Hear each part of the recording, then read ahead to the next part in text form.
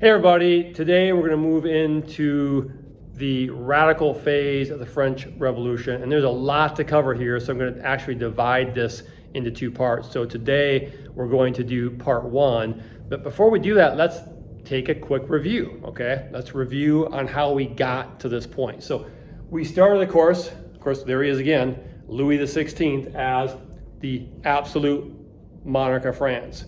And we talked about the key events that led to France becoming a limited / constitutional monarchy during the moderate phase. We talked about some of the key events and some of the key achievements of the moderate phase. I believe we left off where in mid-1791, the king had attempted to escape France. He was caught and he was brought back. And so that's kind of where our story left off. So let's pick it up from there. And to do that, I'm going to have to actually take a seat here because we're going to move to the more the bottom half of our circle here. And so we're going to move to the radical phase, guys. The radical phase of the revolution, roughly 1792 to 1794, when France moves from a constitutional monarchy to a republic, okay? So let's talk about a few events that were critical in that happening, and I listed them right here on the board. The first thing, guys, in 1792, the monarchy is abolished. The monarchy is abolished, the king and queen are stripped of their positions, and that's ended, okay? And as a result, the French Republic is born. The first French Republic is born, and a republic, and I may have mentioned this earlier, but a republic is a type of government where power comes from the people and their elected representatives. You do not have a monarch. No monarch in a republic. Power comes from the people and their elected representatives. And so the first French Republic is born, and the government of that republic is called the National Convention. Earlier we had talked about in the moderate phase about the National Assembly. Well, that's gone. Now you're into the National Convention, and that is the first French government organized as a republic, okay? So they're the ones that ultimately, as we move down here, ultimately are going to try, convict, and execute Louis XVI of treason, and ultimately put him to death through execution by the guillotine, and that's going to take place in January of 1793. So after that happens, the king is gone, you have this republic established, the government is the National Convention. There's going to be pressure put on them to do more to try to safeguard the gains that had supposedly taken place here during the revolution, right? I mean, France is still at war.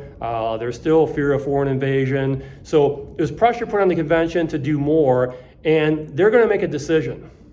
And that decision is that they're going to form what they call the Committee of Public Safety. And as we move forward here, hopefully you'll see some irony in that title. You should. But they're going to form the Committee of Public Safety. It's a 12-person board basically designed to put down anything or anyone that could threaten the revolution. And the key figure involved with the committee is a man by the name of Maximilien Robespierre. Remember that name, Maximilien Robespierre. He is going to be the one that is going to spearhead the Committee of Public Safety, and basically for about a year, they're going to be pretty much given power by the convention to run France. And we're going to talk about some of the atrocities, the horrific atrocities committed by the Committee of Public Safety in a future video in part two. It's just too much to get into right now. So we're going to end with that right there. But we do need to transition over here. And, I've been filling in my circle here. Of course, you saw Louis XVI at the beginning up here, monarch of France, absolute ruler. We talked about over here with the moderate phase, we talked about my scroll, my constitution as my symbol. Of course, my symbol for the radical phase, look, again, you could put a lot of symbols in there, but to me, the one that really stands out, of course, is the guillotine itself. And so there it is. That's the machine that is going to be used extensively to commit untold horrors and atrocities and strike fear into the people of France during the more extreme phase of the revolution, which we'll talk about in a future video. And of course, there is Louis XVI. I think I mentioned last time, if you take a good look at him, that he might not be smiling, and of course he is not, because the end is near for him. So anyways, yeah, his life ends in January 1793 during the radical phase of the French Revolution. And in our next video, we will talk about an event called the Reign of Terror. The Reign of Terror that will be initiated, and this machine right here will be a big part of it. So we'll get into that in the next video. I'll be seeing you soon. Bye.